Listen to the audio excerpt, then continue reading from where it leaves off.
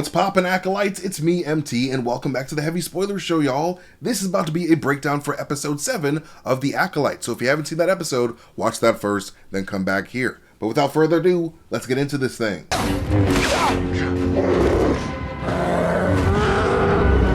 Episode 7 of The Acolyte is called Choice, which is a fitting title considering that this flashback episode is filled with choices as we finally explore what happened on Brendok 16 years prior to the main events of the season, but this time from a differing point of view. We had our first look into the Coven's perspective of those events in episode 3, which was called Destiny, but that episode did not reveal the entire truth. It's only when we look at both sides of a situation that we can truly gain true enlightenment. And this episode's title of Choice was definitely made to complement episode 3's title of Destiny, as choice and destiny are two opposite concepts. And as we've seen with the titles of the episodes this season, the theme of dualities and opposites are very clearly present within these titles. Like, I was truly wondering why episode 3 did not have a duality thing going on with its title just like the other episodes. So this episode being called Choice very much brought a balance to the force of my inner OCD, because this all makes sense now. But anyways, much like episode 3, episode 7 starts with an aerial shot of Brendok, with us being able to see a group of triangular force henges at the top of a mountain that appear to all form the shape of a 5-pointed star if you sort of squint at it for a little bit. Then we see Saul, Indara, Kalnaka, and Torbin all running analysis on the overall life and vegetation of Brendok, because, as we would learn not long after this, that Brendok was previously presumed lifeless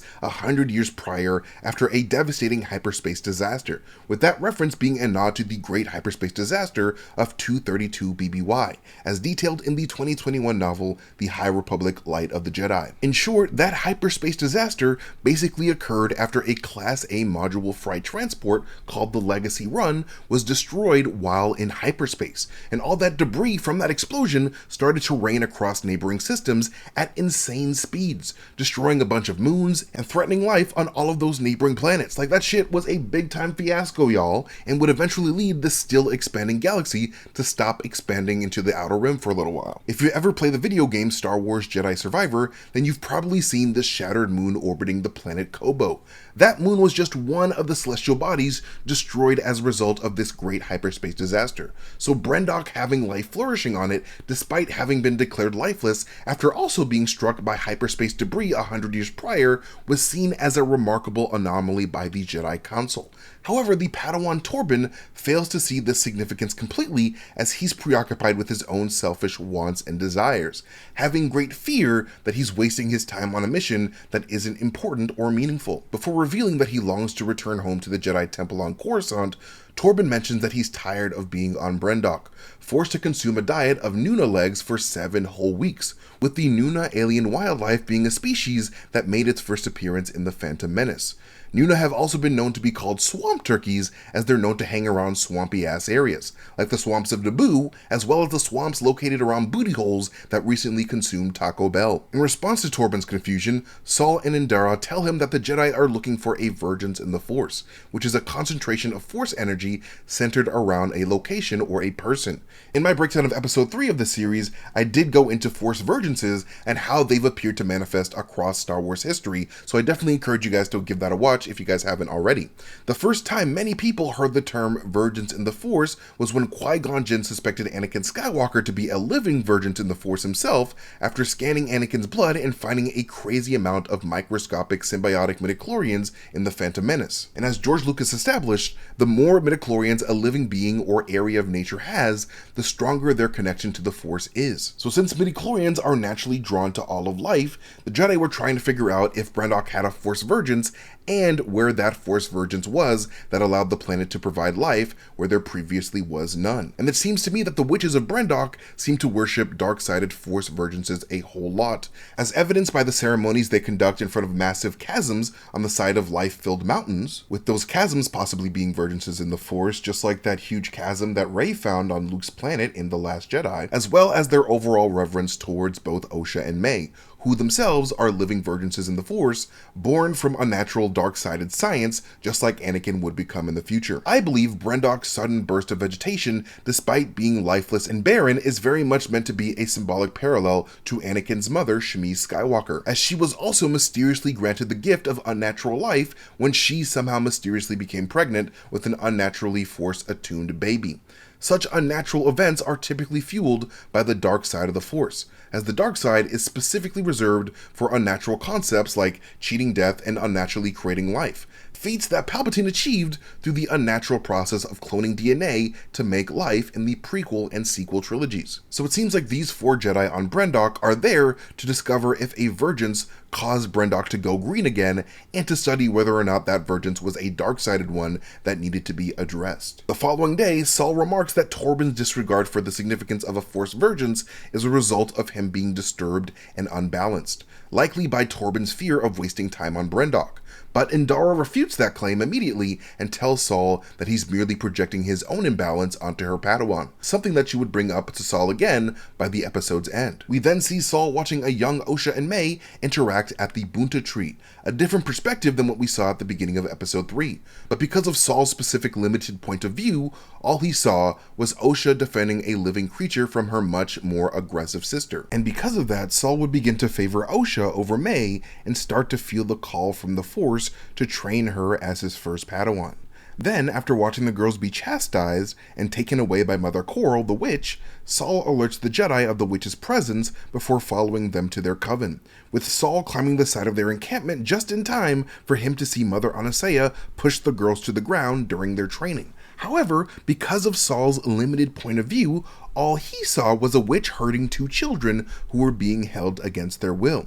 If he had come just a little bit sooner, he would have been there to hear Mother Anastasia's speech about how her coven views the Force and its relation to life with great reverence. But because of Saul's limited perspective, he begins to assume that these Force witches are just as dark and ruthless as the Night Sister Coven of Dathomir are, with such a blind assumption being a result of Saul's own fear for Osha's safety, as his attachment to her begins to grow.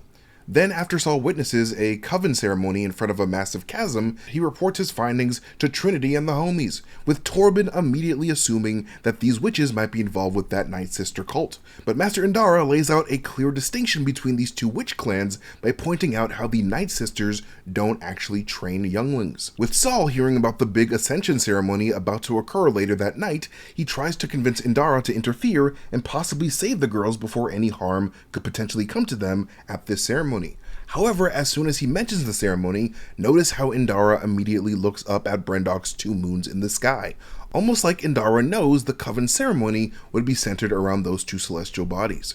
As the camera focuses on these 2 moons, you can see that this blue moon has a giant ring around it. And now that we know that Brendok and these moons were involved in the Great Hyperspace Disaster, it is possible that this moon was impacted by one of the disaster's fast-moving space debris as well, with some of that cracked moon rock eventually forming a ring around the moon over the course of a century. But one particular thing that I found super interesting is how Saul encourages Indara to break protocol by checking out the Coven for themselves without consulting the Jedi High Council. And the reason I find that interesting is because we see this same quality within Vernestra throughout this season as well, as her fear of the Jedi becoming weak politically caused her to do a dishonest thing as well by ignoring protocol and secretly sending a group of Jedi to Kofar without permission. And like I said before in previous Acolyte breakdowns, this is exactly what the problem with the Jedi cult is. They are blind to how their own dark-sided fears cause them to do dark-sided things in the name of what they believe is right. They think that they are so holy and balanced that the dark side has no hold over them. However, it is because of that very self-righteousness that the Jedi were not willing to explore the dark side of their inner yin-yang. They assume that because they suppress dark-sided urges all the time, that they have somehow conquered the dark side within themselves. But all they've really done is blind themselves to how their dark side manipulates them within the very shadows of their hubris. Palpatine legit it showed Anakin that blind hypocrisy in Revenge of the Sith, drastically altering Anakin's point of view of the Jedi, especially after the Jedi's dark-sided fear led them to order Anakin to illegally and dishonestly spy on Senator Palpatine. In Anakin's point of view, the Jedi were being evil, which is why he says as much to his former master Obi-Wan during their epic battle on Mustafar. But anyways, Saul's attachment-fueled fear of Osha and Mae coming to harm causes Indara to ignore protocol to bring the Jedi to a platform elevator at the doors of the coven. And at the sight of this elevator, Torbin hypothesizes that this coven has built a home on a former mining site, a detail that piques my interest as I wonder if this former mining site used to mine cortosis metal, which is of course the same metal that Qimir the Stranger uses to deactivate lightsabers and shield his mind from Jedi Force mind tricks. In my past breakdowns, I have theorized that Qimir is related to the witches of Brendok in some way, possibly having been trained by a Mother Coral at some point during his super long life. I mean, before Qimir, the amateur chiropractor, gave Yord a surprise neck readjustment, Yord did remark about how Qimir had the ability to get inside of your head, with Osha immediately saying how her mothers could do the same thing as well. So I feel like that link cannot be a coincidence here. And in my breakdown of the last episode, I theorized that the cave that Qimir lives in on that unknown planet could have been made of the very same cortosis metal. However, now that we know about this mining detail on Brendok, I'm also beginning to wonder whether or not the oceany planet that Qimir is based on isn't secretly Brendok itself. A Brendok whose habitat was violently altered following the overloading of this mine's power generator. Cortosis metal can absorb heat like a mother dang man, but if there's a lot of cortosis around, the heat generated from an explosion can be amplified a tremendous amount, causing the environment to be radically changed as a result of a massive warming of the planet. This happened in the pages of Thrawn Alliances after Anakin Skywalker blew up a cortosis mine on the planet Mokivj. Even though he thought only the mine was going to be affected, the cortosis of the planet caused a chain reaction that caused miles of area around the exploded mine to be destroyed and a ton of lava pits to form, eventually transforming the entire planet into a lifeless wasteland inhospitable to life. So if a similar thing happened to Brendok, I can see the explosion of the mine causing the waters of Brendok to rise with the temperature, leaving only the tops of the highest mountains exposed. But that's just my theory. Qimir could also possibly be living on that blue moon that orbits Brendok. I honestly feel like it's one of those two. And hey, I don't mean to spread rumors, but word on the street is your ass likes wearing shirts. Well, good news for you, we've got a new Star Wars themed shirt over on our website that says Sith Happens. And no one knows that Sith happens more than Jackie and Yord. So check that new shirt out and maybe even consider buying one or some for yourself or somebody that you love, because doing so really helps out the channel a whole lot. But anyways, when the Jedi slice their way into the compound, the Jedi are greeted by Mother Osha through the quick possession of a frustrated Padawan Torbin, much like we saw in episode 3. But this time we get to see the possession from Torbin's perspective, as Mother Osha manipulates Torbin into submission by using his own dark-sided fears and desires against him, poking and prodding at Torbin's fear of being trapped on Brendok and his deep desire to go home, until Torbin willingly gives himself over to Mother Osha's control, a possession that episode 3's limited perspective made everyone assume was a completely involuntary possession. But nah man, Torbin willingly walked into that shit through dark-sided manipulation, much like we would soon see Mother Coral do with Mae when she manipulates Mae to embrace her dark-sided emotion of anger in order to stop Osha from going with the Jedi, something I successfully called in my breakdown of episode 3. This all also very much ties into what Mae said to Saul in the last episode when she said when you really want something, it can cloud your mind, with Mae speaking from first-hand experience as her own desire to keep Osha from leaving caused her to act irrationally and accidentally start a fire at her door, right after having her mind manipulated by Mother Coral. While Mother Osha is talking to Torbin, we discover that Torbin was born on the planet Bonadan, which made its first appearance in the Legends continuity in the book Han Solo's Revenge from 1979. But anyways, after the Coven agrees to let the Jedi test the girls, a still rattled Torbin then takes Mae's blood to test her midichlorian count before taking Saul and Indara's test, with the group finding out a little later that both Mae and Osha have exactly the same number of midichlorians in their blood, something that is incredibly strange and improbable. And during her test, the first image that appears on Saul's screen appears to be that of a Wampa, which is a creature that made its first appearance in The Empire Strikes Back when it kidnaps Luke on the planet Hoth. This is before she's shown a picture of a Lothcat and a Gonk droid, and purposely fails the test. And while Mae is explaining the significance of her forehead marking to the Jedi, she notes that Mother Anastasia always says that everyone must walk through fear. Everyone must be sacrificed to fulfill their destiny. A statement that makes the Jedi extremely uneasy, because that's kind of a creepy thing for a little girl to say. And this uneasiness causes the Jedi's fear of the Coven to grow.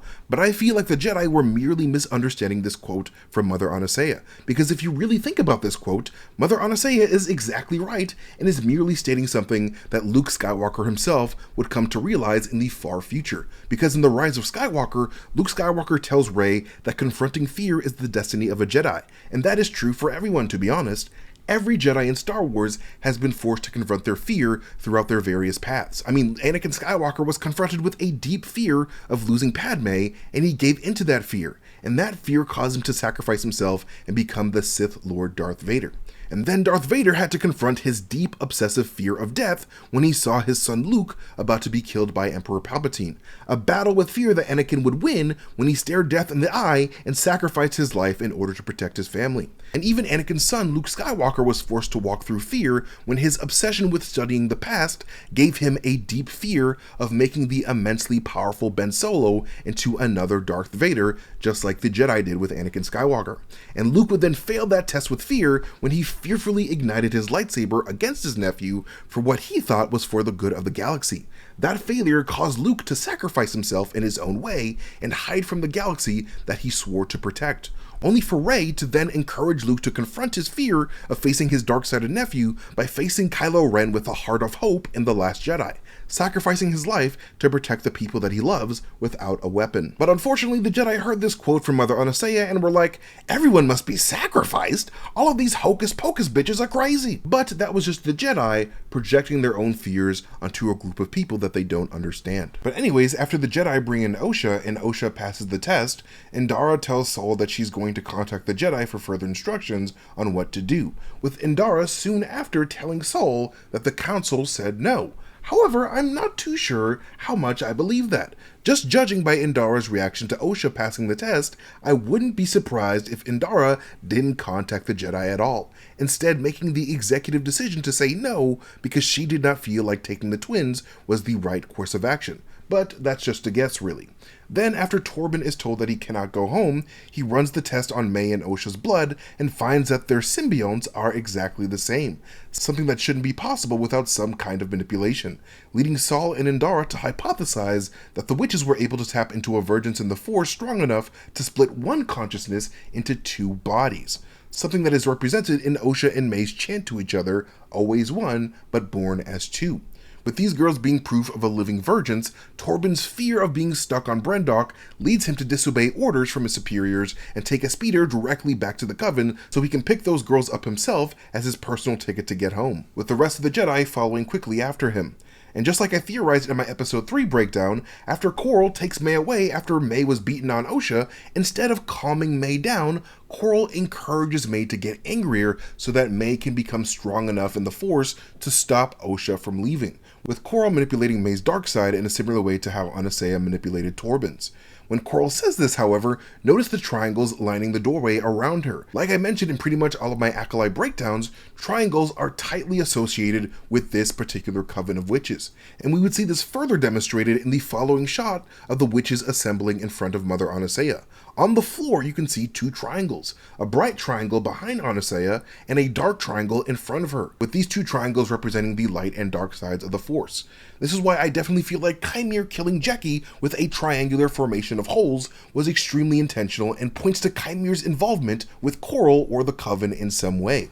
And after Mother Anastasia tells her Coven that she's choosing to be a selfless mother by letting her daughter Osha go as she pleases, her wife Coral gets Mae to deactivate the elevator to the Coven, forcing Saul and Torbin to have to climb the side of the mountain to reach the girls.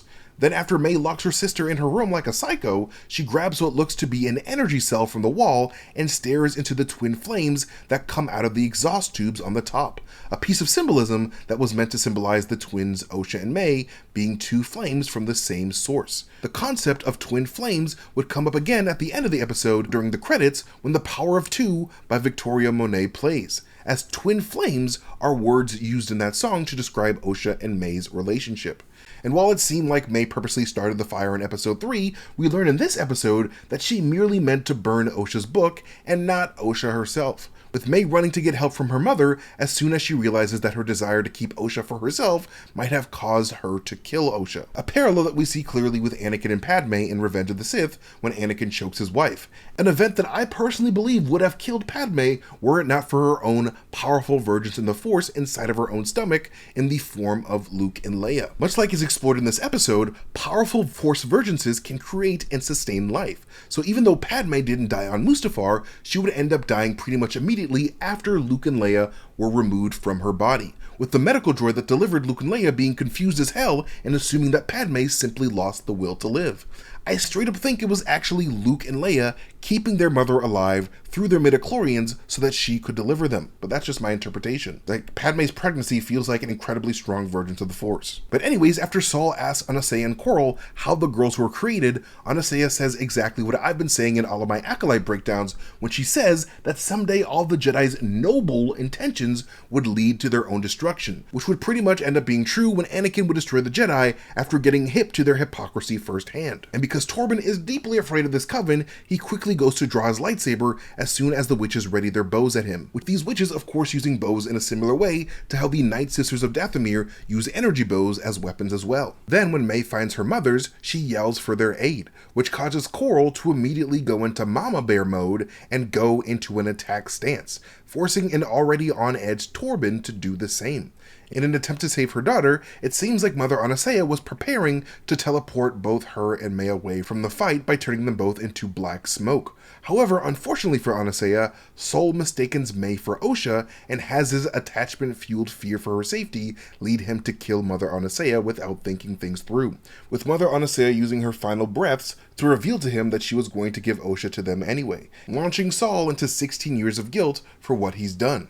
Watching her wife die in front of her eyes, Coral then attacks Saul wildly in rage while getting frustrated that Saul refuses to fight her with his saber. And seeing that she wouldn't get the revenge that she sought by fighting Saul directly, Coral would disappear in black smoke before apparently instructing the coven to manipulate Kelnaka into fighting the homies. But even though Torbin would whip out his yellow lightsaber to defend himself from Kelnaka, Saul, racked with guilt at what he's done, still refuses to ignite his saber against him, only doing so for the purposes of defense. And during this fight, notice Kelnaka's fighting style. This dude is fighting with an aggression not normally found within light-sided Jedi. He's fighting with pure anger and rage, using a force push to slam Saul and Torbin against the wall before using a force pull to grab Torbin by the head, scratching his entire face and eye. Jedi usually only use such moves in defense of other people, only using the force on others when necessary.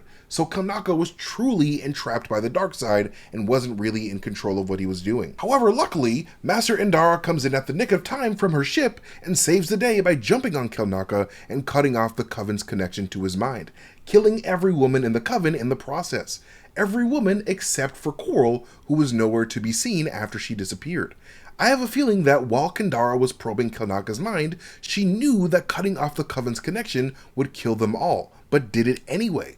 Just like I have a feeling that while Indara was chilling in her ship after dropping Kelnaka off, that Indara might have used the blasters on her ship to cause the power generator to overload. But that's just me. I just feel like Indara has been really shady throughout this entire episode, and Mae's fire was much too small to cause this generator to explode. Either Indara or Coral are to blame for that one in my opinion. But anyways, after Saul goes to get the girls, he uses his force powers to try to keep them both from falling, but when he realizes that he's not strong enough for both of them, his bias towards Osha leads him to make the haunting decision to let Mae drop to her death. And while on their way back to Coruscant, Indara gets pissed at both Torbin and Saul for letting their fears lead them to that situation, with Saul and Indara even physically laying hands on each other in their own frustrations. She then tells everyone that they're going to tell the council their version of the truth, which involved Mae starting a fire and all the witches of Brendok burning in that fire, which I feel like is a lie meant to cover up the mass murder that Indara just committed.